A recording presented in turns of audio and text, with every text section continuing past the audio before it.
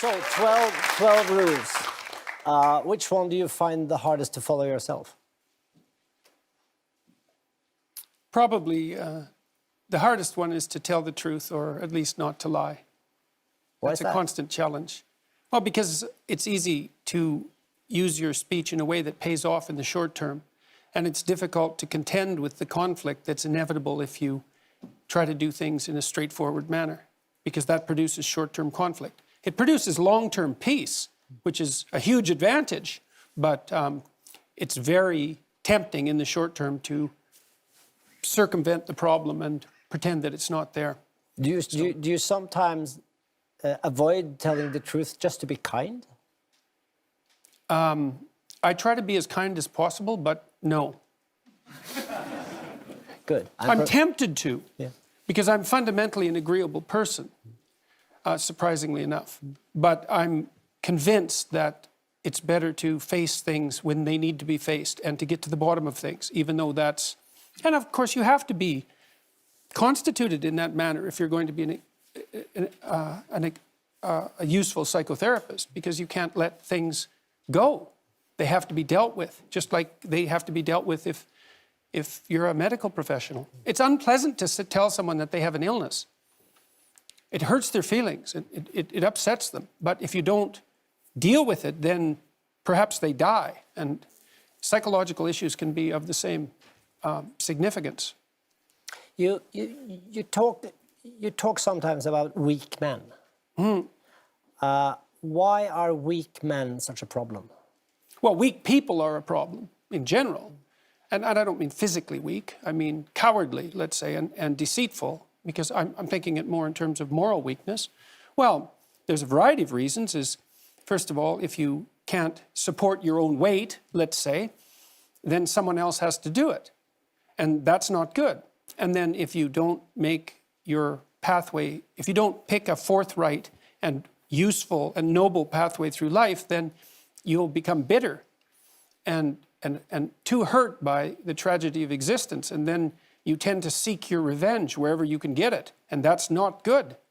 So it's a mistake on all fronts. It's not good for you. It's not good for your family. It's not good for the community. It's certainly not a good medium to long-term strategy, because life is very, very difficult, and you have to be prepared for that. And I had a watcher the other night. He was at my lecture in Oslo, and he wrote me a letter. He was a 17-year-old boy, and he said that my work had been very helpful to him. His father had died suddenly about 6 months before, and he found his dad when he was dying and was very, very shocked and horrified and hurt by what had happened. And I had recommended on my YouTube lectures that one thing you could aim for was to be the strongest person at your father's funeral. And so that's what he did.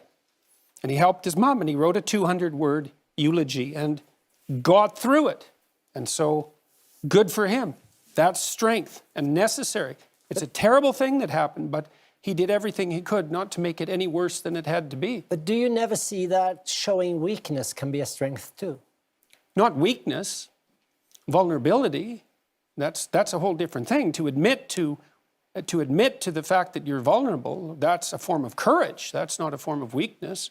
But that leads you to take whatever steps are necessary to deal with that properly. It isn't some facade that you're invulnerable. No one is invulnerable by any stretch of the imagination.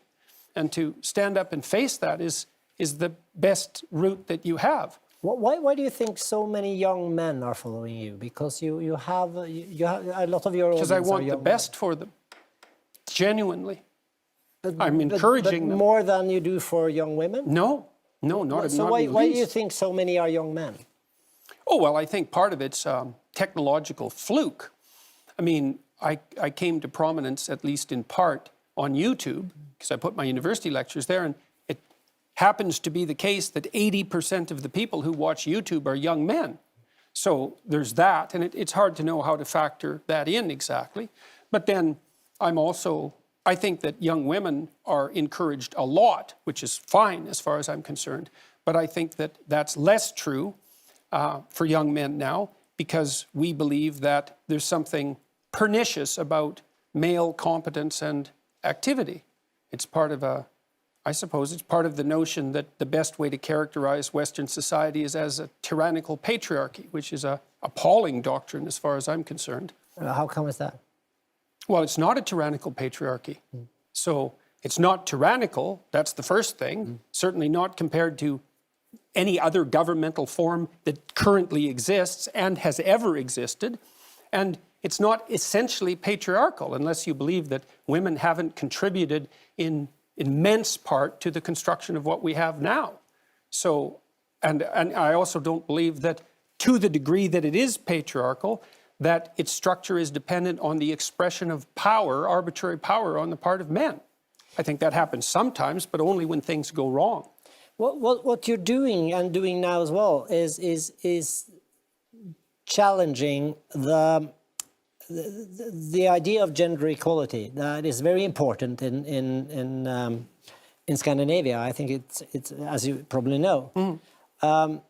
Why do you think that can be a problem? The idea of gender equality. I don't think that equality of opportunity is a problem. I think that's a great thing, and that anyone with any sense champions equality of opportunity. I mean, even if you're purely selfish, say, and purely self-centered, you'd want to set up an economy where everyone who had ability could be maximally exploited by everyone else, because then we can all benefit from each other's talents. And so equality of opportunity is an absolutely useful fundamental principle. So where's but the that has problem? nothing to do with equality of outcome. Those things aren't even in the same conceptual universe. And to strive for equality of outcome is, well, it's a fool's game and likely to be extraordinarily, it has proved to be in the past, extraordinarily dangerous as well as impossible. So, I mean, one of the things we know, for example, is that, I don't know to what degree it's common knowledge in Scandinavia, but the biggest differences between men and women in the world in terms of temperament and interest are in Scandinavia, and they've maximized as a consequence of your egalitarian policies. What do you mean by that? It means that the more egalitarian your state, the bigger the personality differences between men and women. That's like How do you measure that? How do you know that? Oh, well, psychologists have perfected, at least to some degree, the measure of personality over the last 30 years with very advanced statistical models. And so what you do is you offer men and women well-validated tests of preference and of personality. And you do that all across the world with tens of thousands of people in multi-country samples. And then you look at the difference between men and women. And then you rank order that by wealth and egalitarian social policy. And what you find is the more egalitarian the society, the more different the men and women become. Is this something you can recognize, or is it? I would say, for me, it's quite a simple question, actually. Do we want that our sons and daughters should have the same opportunities and the same dreams or hopes for the good thing, or no? And for me, it's simple to answer that. It's yes, of course. So for me, equality and gender equality is very, very important. For me, also when we talk about gender equality, it's important for me to learn my daughter that her mom can lead and show the way, and her dad can hug and kiss her and show feelings. And I think that's something very important for the hoods where kids grow up, to show feelings, to have these gender equality discussions, to show her a way of opportunities and to strive forward. And it's important both for lonely men, lonely young men, but also for women that feel this roof of glass. They need to fight and to struggle the roof of glass to be successful in their lives. Do you agree on this? I think that equality of opportunity is a perfectly reasonable proposition. I mean, I have a daughter and a wife. I do everything and many female clients and who I've consulted with and helped, and in many cases helped accelerate the development of their career tremendously. It's obviously of great utility to encourage forward striving in young people and people in general. That's not the issue in the least. The issue is the outcome. Yeah, well, then why do you think the outcome, and these countries where the outcome is more equal, why do you think that leads to bigger differences between the sexes? Because there's only two reasons that men and women differ. One is cultural, and the other is biological. And if you minimize the cultural differences, you maximize the biological differences. So, I know everyone's shocked when they hear this. This isn't shocking news. People have known this in the scientific community for at least 25 years. And it's been replicated in the last month 3 times in 3 separate samples, including in Science, which is the world's greatest scientific magazine by a large margin. And it isn't a small effect, it's a huge effect. But, excuse me, what does it mean? Does it mean that Scandinavian men and women are having more difficulties meeting each other, talking to each other than other places? No, not necessarily, but it does mean that there are reasons for differences in participation rates in different occupations that aren't a consequence of socialization. So, for example, this is especially true at the extremes. So, for example, on average, men are more interested in things and women are more interested in people. And that's actually the biggest difference we know of psychologically between men and women. And even though men and women are quite similar, all things considered, the extremes make a difference. So you imagine that in order to become an engineer, look, obviously not everyone becomes an engineer. You have to have a particular temperamental proclivity to become an engineer. You have to be extraordinarily interested in things rather than people. Well, most of those people are men. And if you want to become a nurse, well, then you have to be much more interested in people than you are in things. And most of those people are women. And so you get differences in occupational choice that are also, by the way, quite great in Scandinavia, especially in the case of engineering and nursing, that are mostly due to biological differences, and you cannot minimize that by social engineering. So, and it's not a bad thing. Like, look, one of the things you want to ask yourself is that what is the purpose of setting up a society that offers maximal equality of opportunity? And one of the answers is that you maximize people's free choice. And if you maximize free choice, then you also maximize differences in choice between people. And so you can't have both of those. But of course it will have differences in choice, of course, because we are human beings. But I can't see why it differs between me and Skavlan, for instance.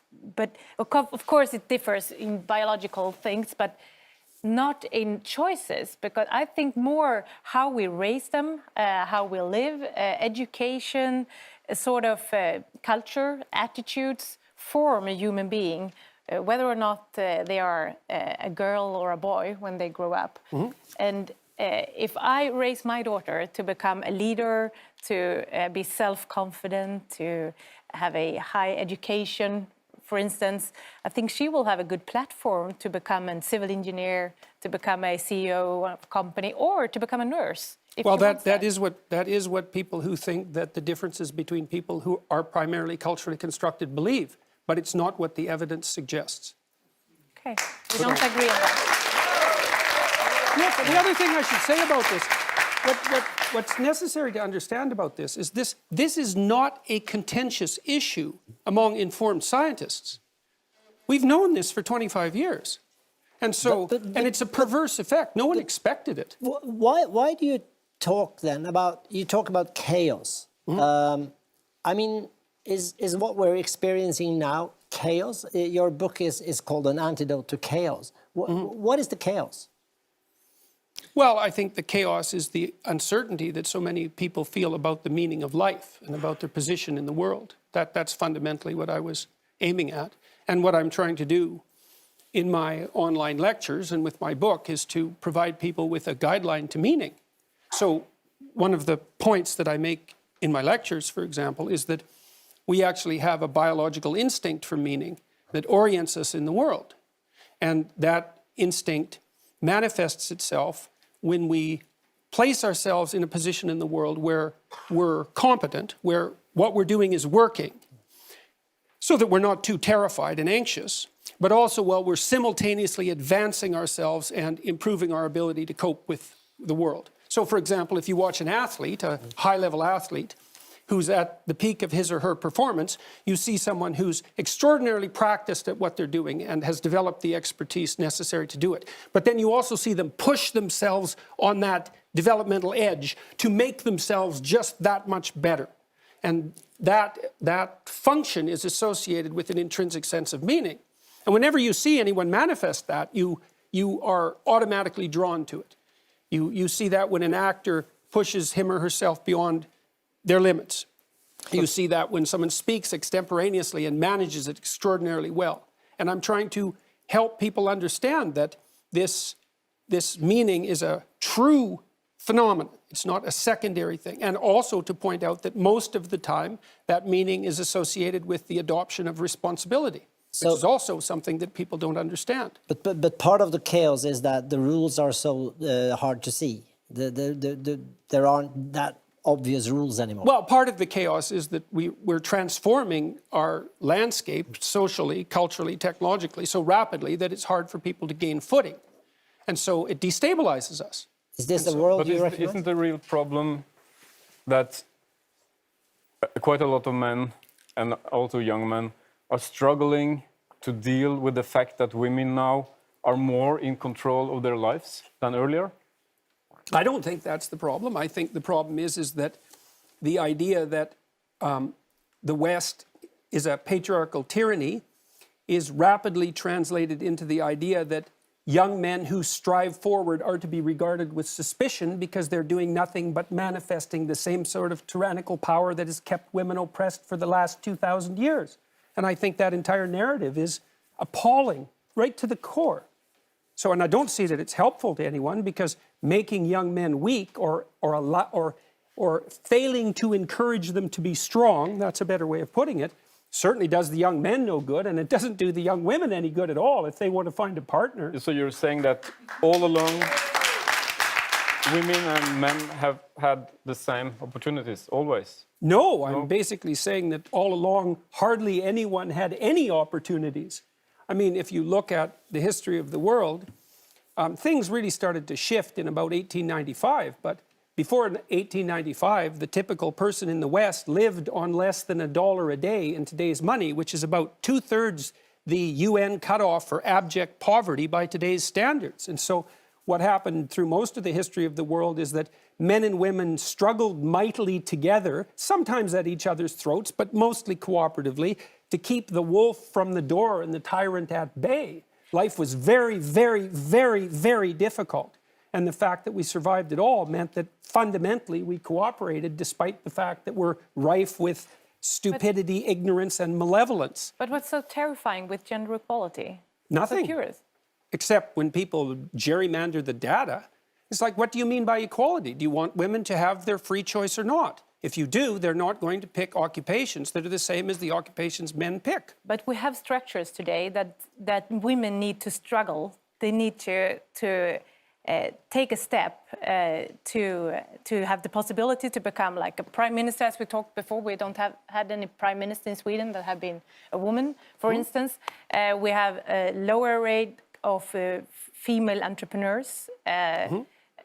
Men had a higher income than women in Sweden, even if they work with the same tasks. And we need to work with. That's one that I would We need to work dispute. with gender equality, I think, even in the lower class in schools, to learn kids how to play with dolls, or how to boys how.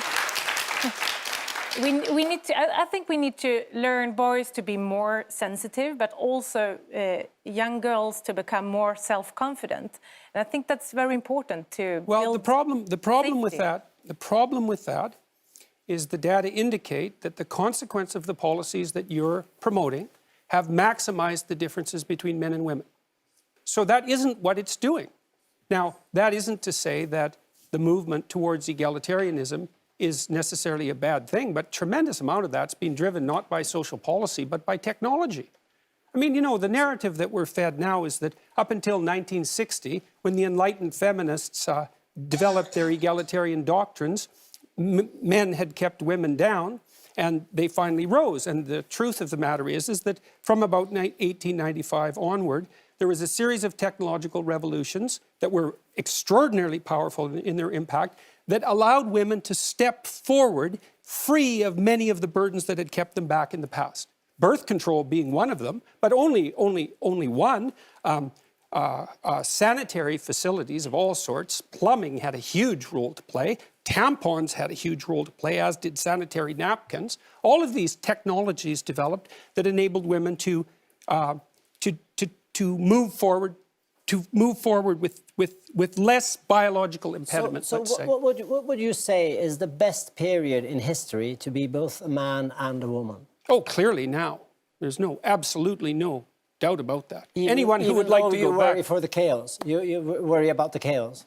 Well, it's nice if we could make things better than they are. And I would say that just as all around the world, we're raising living standards at a rate that is absolutely unparalleled in human history, we're also in danger of destabilizing our culture in the West. And I don't think that's a good idea. Part of that problem you talk about there is what we call the identity politics. Yes, I think that any political position that puts someone's group identity ahead of their individuality is a regression to a tribalism that will definitely become violent, because that's what happens to tribes. What's an example? You mean of identity politics Yeah. playing that role? Yeah. Well, it happens every time people divide themselves into tribal groups. I mean, what we're trying to do to make peace is to bring people under the rubric of something approximating a single identity, a shared identity. And I mean, the evidence that people fight in tribes, that's the entire evidence of the human race.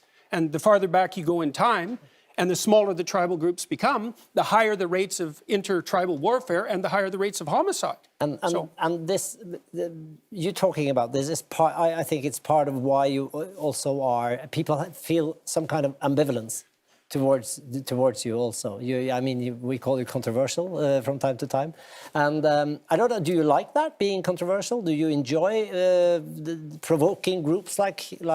No, and I don't provoke people.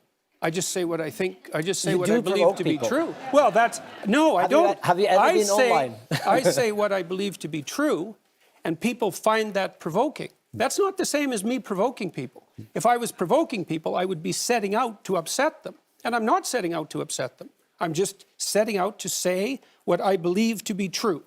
And I'm a very... So you're following the rule we talked about? Yes, and when I'm talking about gender issues, for example, in personality, that's actually one of my fields of expertise. I know the literature, and it says exactly what I said it says. And as I said as well, it's been replicated 3 times in the last month. The London Times came out 3 weeks ago and said that the finding that gender differences maximize as egalitarian policies are developed is now one of the most solidly grounded findings ever produced by social scientists. So, you can make of that what you want. It's not something that I particularly enjoy. It just happens to be the case. So what are the fake news about Jordan Peterson? Oh, the fake news is, one is that I'm provocative. The other is that I have a right-leaning or a particularly conservative agenda. And the mere fact that I oppose radical leftists... You are a conservative at heart, aren't you? Not particularly. I don't have the temperament for it. So, for example, conservative people tend to be low in trait openness, which is associated with creativity, and I'm very high in trait openness. And so, temperamentally, I'm not much of a conservative at all. And people who knew me, people who come to my house, would certainly not think that I was a conservative person. So, or if they saw the breadth of my ideas, I'm also very entrepreneurially minded, which also is not associated with conservatism. I am a great skeptic of well-meaning attempts to adjust large social systems on the basis of ideology, but that doesn't make me conservative. It just makes me educated social scientist. So when are you provoked yourself? When am I provoked myself? Oh, being called a Nazi I find somewhat provoking. That, I think, one of the most absurd days... No, certainly not.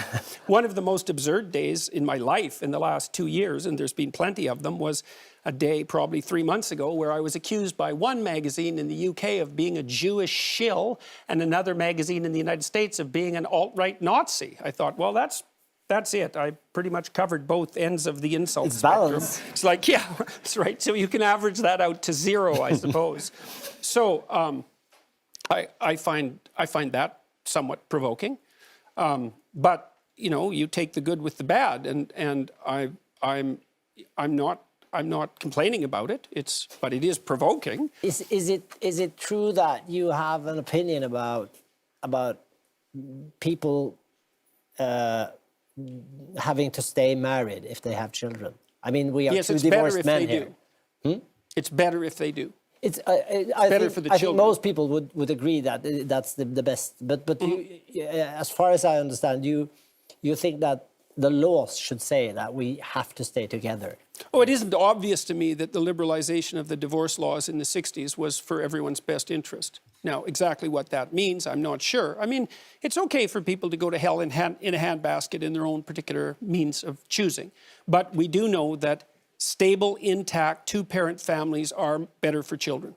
So, you know, it depends on who you put first. And look, I'm not saying that everyone who's got divorced is reprehensible. I understand that life is very difficult and that it's a very hard thing to maintain a relationship over a very long period of time. But it's not obvious to me that we're better off for the additional plethora of choices. So we'll see. But isn't that an individual choice and not something the law should decide? Well, it depends to some degree on whether the law should advocate for children.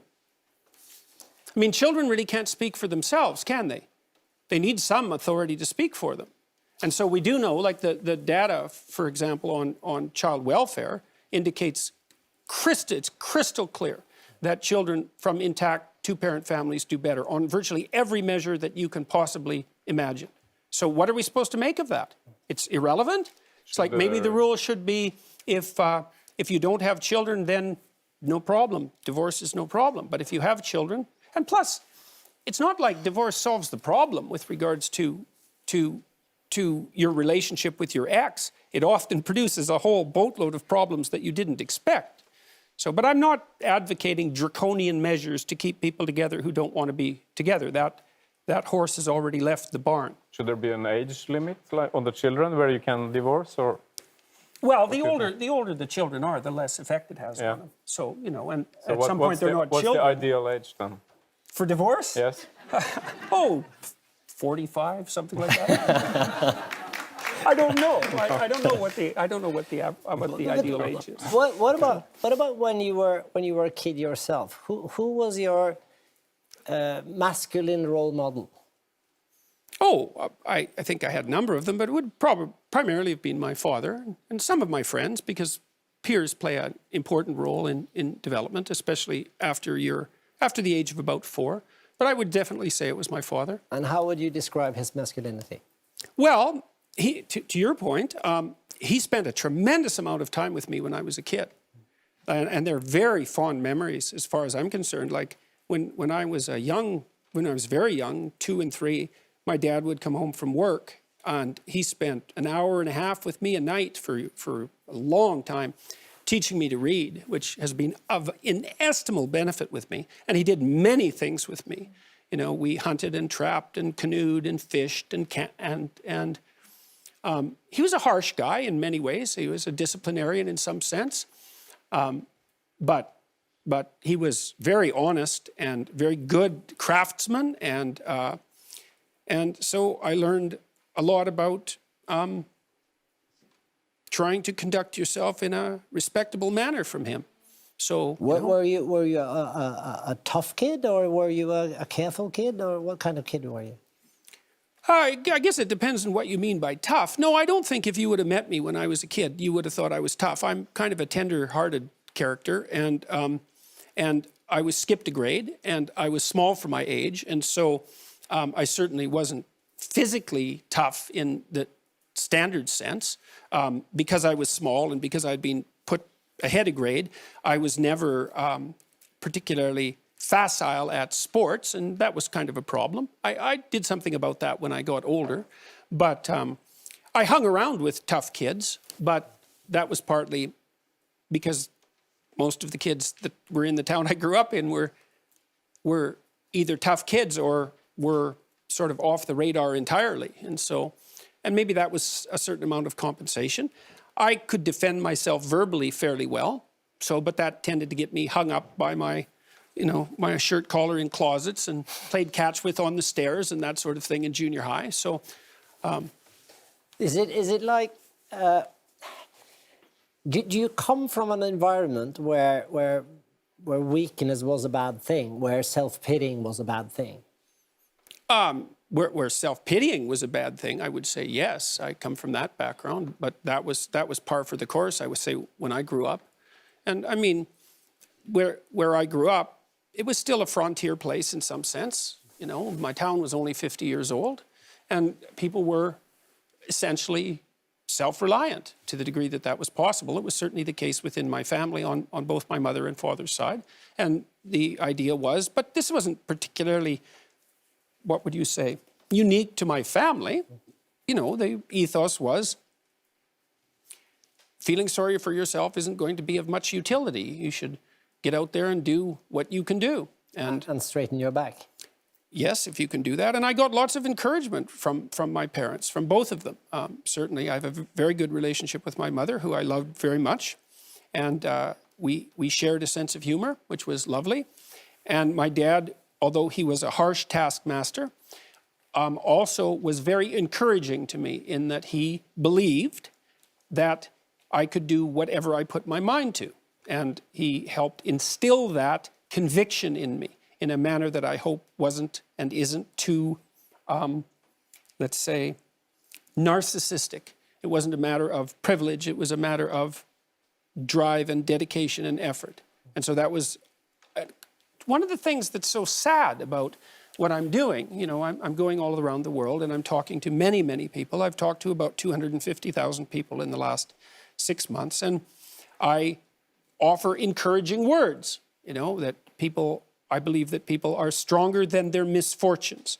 I believe that if you turn around and confront the vulnerability that's part and parcel of life, you'll find within yourself a strength that will transcend that. And I believe that not only to be true, but supported by the best clinical evidence. And that it's important for lost young people, male and female alike, to develop a vision and take on some responsibility and understand that they have a vital role to play in the world, that the lack of their best hurts everything. And I think that's true.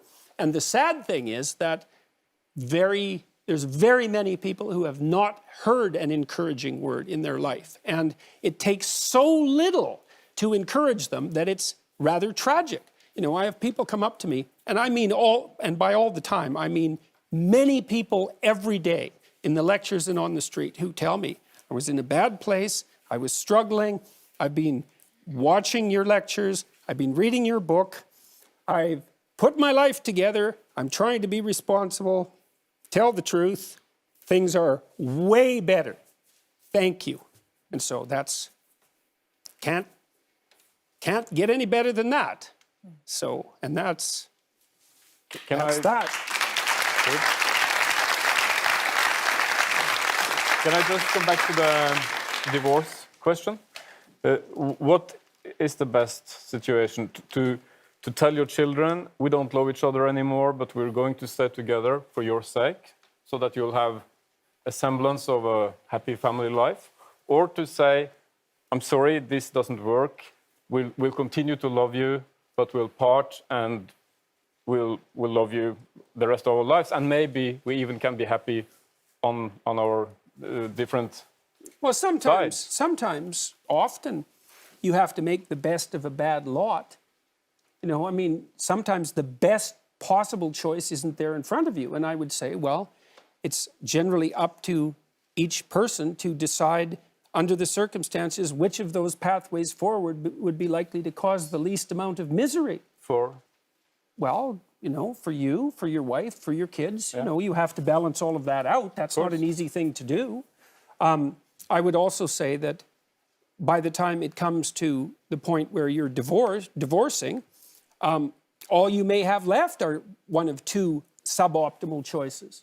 And, you know, so part of what I do as well is to try to lecture about what sort of interactions might facilitate a marriage such that it's less likely to end up in a situation like that. Now, sometimes people have irreconcilable differences and there's nothing that can be done about it. But often people are not good at negotiating, partly because they won't admit what they want, because then they know that. Then they know if they're not getting it. They make their criteria for failure clear, and that frightens them. So they keep themselves vague. Because they don't know what they want, they can't communicate it to their partners. And they don't know how to do that anyways, because they're not very good at negotiating. And then they avoid conflict. And so then the conflict, because when you avoid conflict, all you do is store it up for the future. And, you know, I've seen lots of people on the brink of divorce and in horrible marital situations, horrible family situations. And, you know, they have 25,000 disputes that haven't been settled. And at that point, it's like, maybe divorce is the best option. But that doesn't mean that it was the best option from the beginning. So hopefully people can learn to negotiate and to tell each other the truth, and that will increase the probability that they can maintain their relationships in a stable manner. But, and I'm not suggesting, by the way, that you didn't do that, because I don't know anything about your situation. No. So, but I'm a little bit surprised that you don't take into account our level of irrationality. We're super irrational people. When you discuss, it's like we can all just agree on these things and look at the science and we'll fix everything.